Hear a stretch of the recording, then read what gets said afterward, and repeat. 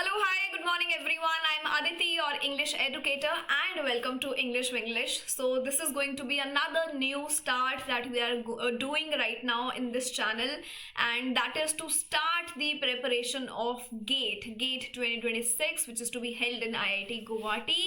और इसको हम टारगेट कर रहे हैं specially the domain English literature, but मैं यहाँ पर इसका जो भी जनरल एप्टीट्यूड और जो वो फर्स्ट पोर्शन है वो भी मैं कवर कराऊंगी.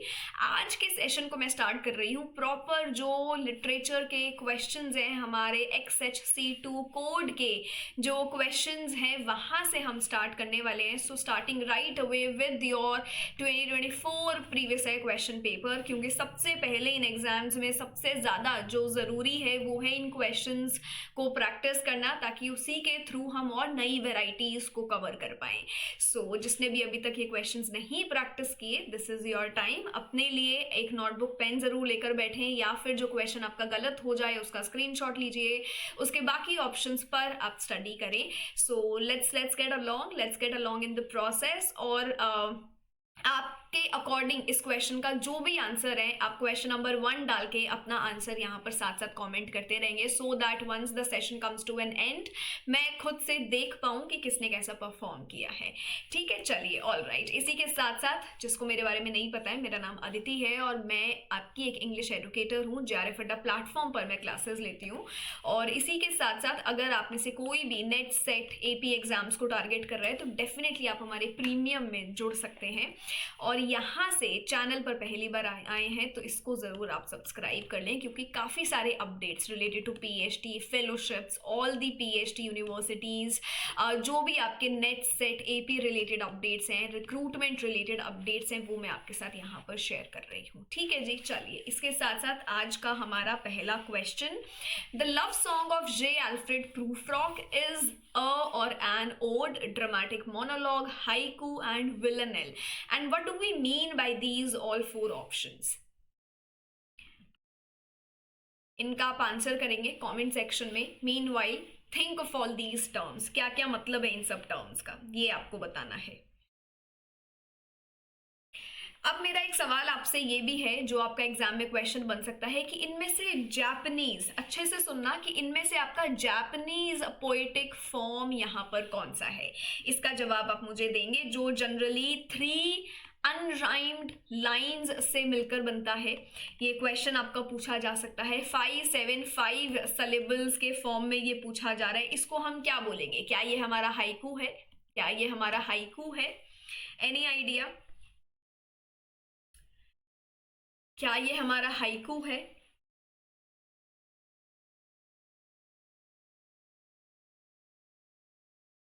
एक ऐसा फॉर्म जहां पर आपको 5 है ना, 5 टर्सेट्स देखने को मिले और एक फाइनल क्वाट्रेन देखने को मिले, उस फॉर्म को हम क्या बोलेंगे? Any idea? So basically 3 line stanzas हो हमारे पास और एक फाइनल 4 लाइन स्टैंजा हमारे पास हो, तो इस तरीके के फॉर्म को हम क्या बोलते हैं? क्या ये हमारा विलनेल होगा? Any idea? क्या ये हमारा 19 लाइन रिदमिक वर्क जो हमारा होता है जिसमें ये 2 रिपीटिंग राइम्स आती हैं, क्या ये विलनेल है?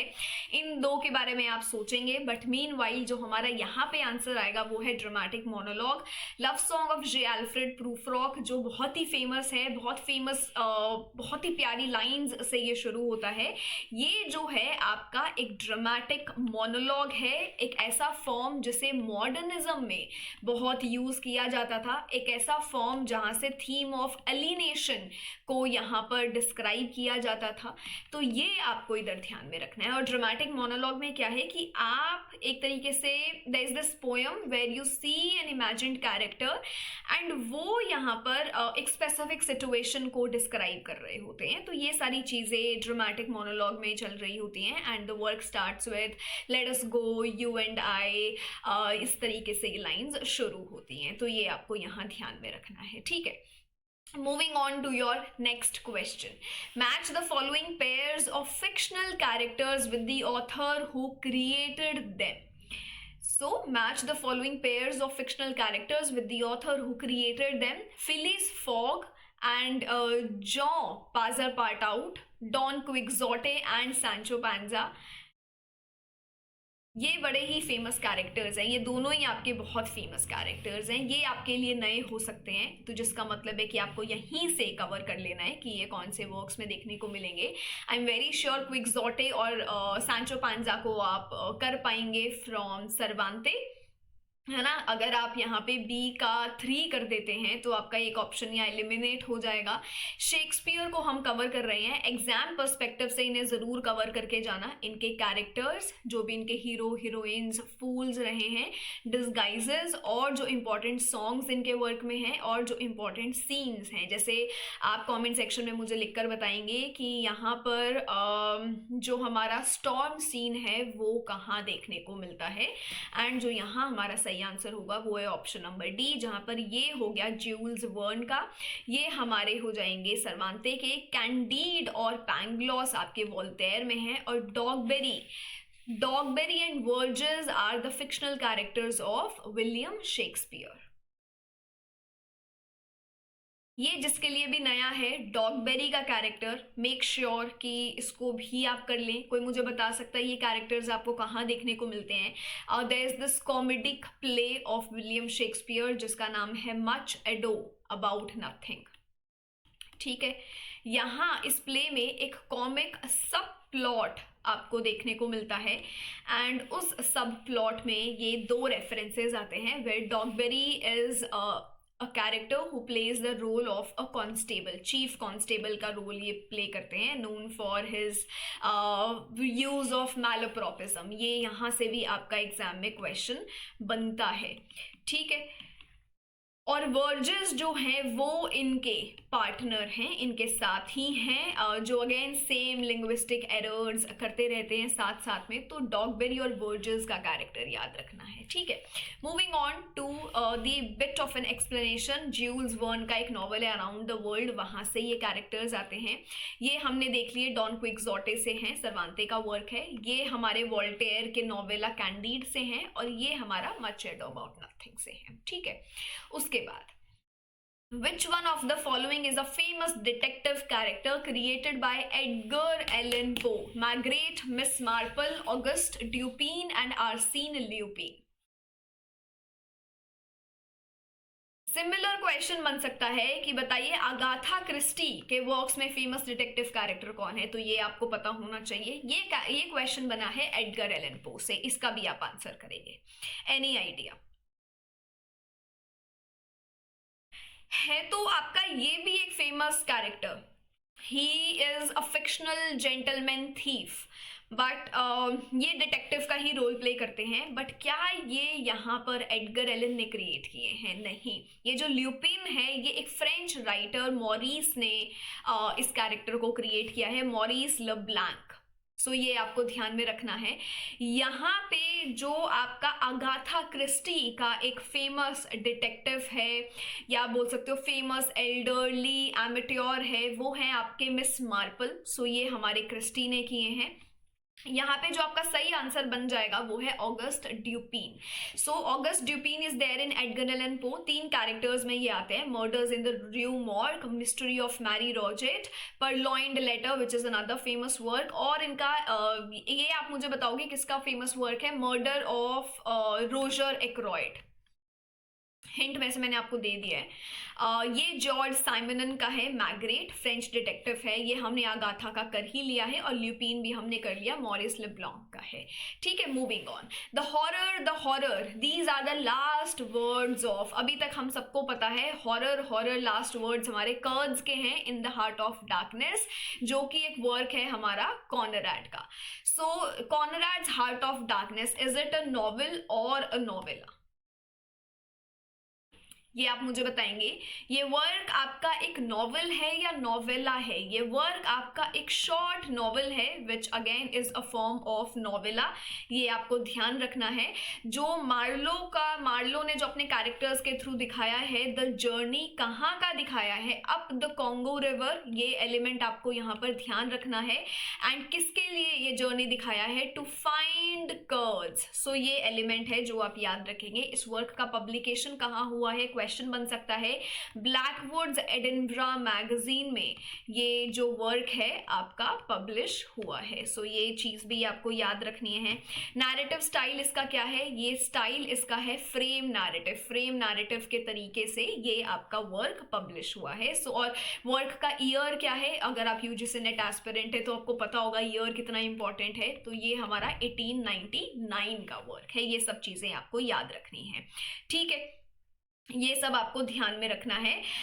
यहाँ पर आइवरी ट्रेडर किसको बताया गया है? तो वो आपके कर्ल्स हैं। ये सारी चीज़ें याद रखनी है। ये एक आपके इंपॉर्टेंट एलिमेंट्स हैं जहाँ पे Africa is there which is a place of darkness, London is been described as the greatest town of earth, greatest town on earth. जो पैरेलल्स दिखाए हैं लंदन अफ्रीका के वो भी आपके इधर इंपॉर्टेंट हो जाएंगे, ठीक है। मूविंग ऑन, अब ये बताओ, Eric Arthur Blair was born in Motihari, Bihar. He went on to become famous as an author of a dystopian work which introduced the terms newspeak, thought crime, doublespeak.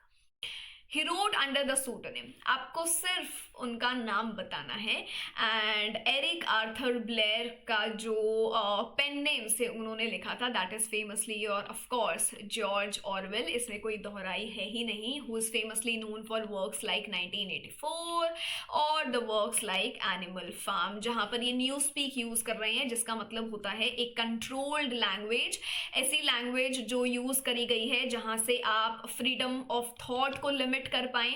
आपका thought crime होता है जो आपके principles, ruling party के principles को जो contradict कर रहे होते हैं, अनस्पोकन बिलीव्स, वो चीज़ें। डबल स्पीक यहाँ पर क्या है? वो लैंग्वेज जो डेलिबरेटली ऑब्सक्योर कर रही है मीनिंग को। तो एक वर्ड का जो मीनिंग है जब उसे डेलिबरेटली डिस्टॉर्ट किया जाए, ऑब्सक्योर किया जाए, रिवर्स कर दिया जाए, उसको हम बोलते हैं डबल स्पीक, है ना। हमारे पास बहुत सारी फेमस लाइन्स है ऑरवेल की, like big brother is watching you. Surveillance का रेफरेंस यहाँ से देखने को मिलता है। So he is your famous novelist, poet, essayist, journalist and critic। ये सब चीज़ें आपको ध्यान में रखनी है। उसके बाद हमारे पास है दूसरा क्वेश्चन, अब ये आप पढ़ेंगे और बताएंगे। I started writing in Gikuyu language in 1977 after 17 years of involvement in Afro-European literature. In my case, Afro-English literature. Wherever I have gone, particularly in Europe, I have been confronted with the question, why are you now writing in Gikuyu? Why do you now write in an African language? Identify the author of this passage. आपको सबसे बड़ा hint यहाँ पर दे दिया है कि जो वो एक इंसान जिन्होंने अपनी नेटिव लैंग्वेज में लिखना चाहा, जिन्होंने गिकुयू में लिखा, एंड लोग उनसे पूछ रहे थे कि अब आप गिकुयू में क्यों लिख रहे हैं, अब आप अपनी नेटिव लैंग्वेज में क्यों लिख रहे हैं। सो ये रेफरेंस आपको यहाँ पे बताना है, जहाँ आप देख सकते हैं इन दिस प्रोसेस और in the process of colonialism, जो आपका लैंग्वेज है that is also a part of the process, जहां पे आपकी नेटिव लैंग्वेज को सप्रेस किया जाता है और जो कॉलोनियल लैंग्वेज है उसको कोशिश करी जाती है एलिवेट करने की। सो यहाँ पे as a notion of collective memory या फिर लैंग्वेज को एज कल्चर यहाँ पर दिखाना, ये सब काम आपके ngugi wa Thiong'o ने किया है। So he Thiong'o is famously known for this, for writing in Gikuyu, and इनके फेमस वर्क्स आपके पास हैं। This work called writing in Gikuyu, ये आप ध्यान रख सकते हो। This is famously seen as a counter discursive strategy. So इनका थोड़ा सा डिटेल आपको पता होना चाहिए, एंड आई होप ये इन्फॉर्मेशन आपको हेल्प कर रही है। And this goal that he wanted to achieve, डीकॉलोनाइजेशन of the mind, ये सारी चीज़ें यहीं से रिलेटेड हैं। ये ब्रीफ आपको पता होना चाहिए। And how after, so basically of course after 17 years of involvement in Afro-European literature and then he started writing in Gikuyu, उन्होंने वो जो लैंग्वेज है अपनी अबैंडन कर दी थी और अपने नेटिव लैंग्वेज गिकुयू में लिखना शुरू कर दिया था। तो ये सारी इन्फॉर्मेशन आपकी ngugi wa Thiong'o की है। इनके सारे वर्क्स को एक बार पढ़ लेना, आपके लिए काफ़ी फ्रूटफुल ये रहेगा, ठीक है। उसके बाद चलते हैं नेक्स्ट क्वेश्चन पर। On the basis of genre which of the following does not belong in this group? On the basis of genre, which of the following does not belong in this group? Harvest by Manjula Padmanabhan, Tara by Mahesh Dattani, Sakharam Binder by Vijay Tendulkar, Ravan and Eddie by Kiran Nagarkar. Basically आपको क्या find out करना है इस question में, odd one out. And by now I hope कि आपने comment section में अपना आंसर लिख दिया होगा। आप मुझे बताओगे कि कौन सा वर्क इसमें आपको अलग लग रहा है। एनीवन?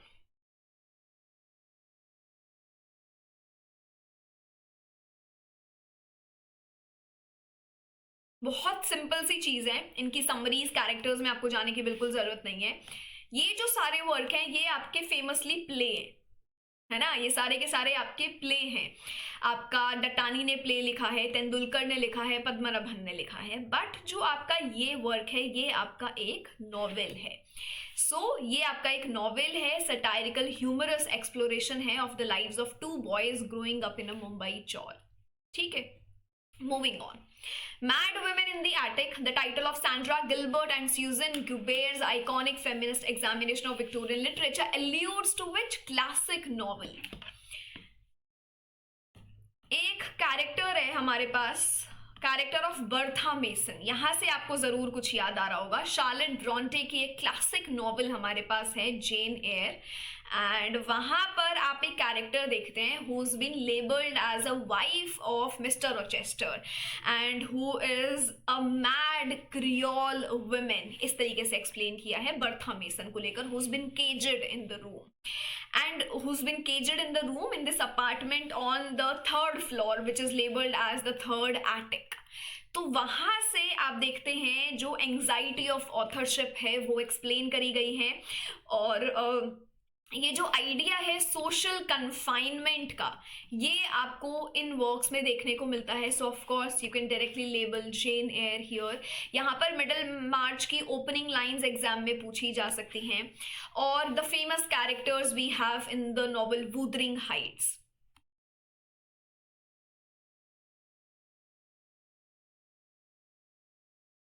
ये भी आपसे पूछा जा सकता है, famous characters that we have in Wuthering Heights, ये भी एक बार आप रिवाइज कर लेना। बट कोई लिख के बता सकता है the famous characters that we have in Wuthering Heights? Anyone? Any idea? अगर मैं बात करूं अर्नशॉज की, ये फैमिली हमें कहाँ देखने को मिल रही है? हीथक्लिफ की फैमिली हमें कहाँ देखने को मिल रही है? अब शायद कुछ याद आ रहा होगा। नेली डीन का रेफरेंस आप कहाँ पर देखते हैं? एडगर लिंटन का रेफरेंस आपको कहाँ देखने को मिलता है? ये सारी चीज़ें, और सिस्टर इजाबेला है, ये सारे के सारे कैरेक्टर्स आपको वुदरिंग हाइट्स में देखने को मिलते हैं। ठीक है, मूविंग ऑन। ये बताइए, Agatha Christie broke a fundamental rule of detective fiction in Murder on the Orient Express, the Murder of Roger Ackroyd, Death on the Nile और 3 एक्ट ट्रेजेडी। ये जो फंडामेंटल रूल है डिटेक्टिव फिक्शन का, Agatha Christie ने कहाँ break किया था? सो वो आपका मर्डर ऑफ रोजर एक्रॉयड है। Moving on, Dorothea Brooke, Edward Casaubon, Hetty Sorrel, Stephen Guest are all the characters created by Dorothea Brooke is a famous character. अगर मैं इंग्लिश लिटरेचर की बात करूं, सबसे फेमस कैरेक्टर आपके डोरोथिया ब्रूक हैं, जिसपे जॉर्ज एलियट ने काम किया है। इनके ये फिक्शनल कैरेक्टर हैं। मिडल मार्च जैसे वर्क्स में ये आपको देखने को मिलते हैं। सो यहाँ जॉर्ज एलियट हमारा सही आंसर बन जाएगा। उसके बाद है Charulata, is an adaptation of which work by Tagore? Rabindranath Tagore के सारे ही वर्क्स आपके इंपॉर्टेंट है, चंद्रलिका, गीतांजलि, ये सब कवर कर लेना। घर एंड द बेयर which is Home and the World, so ये भी आपको ध्यान में रखना है, ये इधर लिखा भी हुआ था। सो ये जो वर्क है ये अडेप्टेशन है ब्रोकननेस का। ठीक है, उसके बाद ये आज का लास्ट क्वेश्चन रखेंगे कि बताइए कौन सा थीबन ट्रायोलॉजी का पार्ट आपका नहीं है। सो हमारा रेक्स हो गया, कॉलिनस हो गया, एंटीगॉन हो गया, मीडिया नहीं है। Medea is a work of Euripides. बड़ा एक इंटरेस्टिंग वर्क है जहां आप देखेंगे एक सॉर्सरस है और वो रिवेंज लेना चाहती है अपने हस्बैंड पर because the husband betrayed, and उस रिवेंज में वो अपने बच्चों को भी मार देती है। तो एक वो पूरा रेफरेंस है, this final act of vengeance where she ends up killing her own children in order to punish Jason further. But last में फिर आप देखते हैं यहाँ पर थीम्स ऑफ रिवेंज, बिट्रेल, ये सब देखने मिलता है. This is my premium slide, but आप इसकी हेल्प यहाँ ले सकते हैं. This is a homework question for you, जहाँ आप लिटरेरी टर्म एपोस्ट्रोफी क्या है वो मुझे बताएंगे. एंड इसी के साथ साथ आज का ये शॉर्ट क्रिस्प सेशन कैसा लगा, डेली बेसिस पे अगर आप मेरे साथ इतना भी प्रैक्टिस कर लेते हैं तो भी बहुत बढ़िया है. But make sure that you stay in the line and you prepare all of these questions. And question को प्रिपेयर करना सिर्फ सही आंसर तक पहुंचना नहीं है, बल्कि बाकी ऑप्शंस के बारे में भी डिटेल्ड एक्सप्लेनेशन आपको करनी पड़ेगी, ताकि आने वाले एग्जाम्स में आपको थोड़ी सी हेल्प मिल जाए. But if you also want me to include aptitude and comprehension, I would love to do that. So do let me know. And ये इसमें आप और इंटरेक्टिव इस तरीके से थोड़ा सा सेशंस को ले सकते हैं कि साथ साथ में आप कॉमेंट करके अपने आंसर्स को लिखते रहें. आपको भी पता लग जाएगा कि आपने कितने क्वेश्चन सही किए हैं. So let me no, do let me know what is your score at the end of the session. And इसी के साथ साथ मिलते हैं आगे. अगर आपको ये सेशन अच्छा लगा हो with the detail explanation, so do let me no in the comment section. And इसी के साथ साथ चैनल पर पहली बार आए हैं तो लाइक करना है, सेशन को शेयर करना है अपने दोस्तों के साथ, और चैनल को कर लेना है सब्सक्राइब. ठीक है जी. इसी के साथ साथ आने वाले क्वेश्चंस को हम आने वाले दिनों में करेंगे. And with that I will see you tomorrow with another session. Take care of yourselves.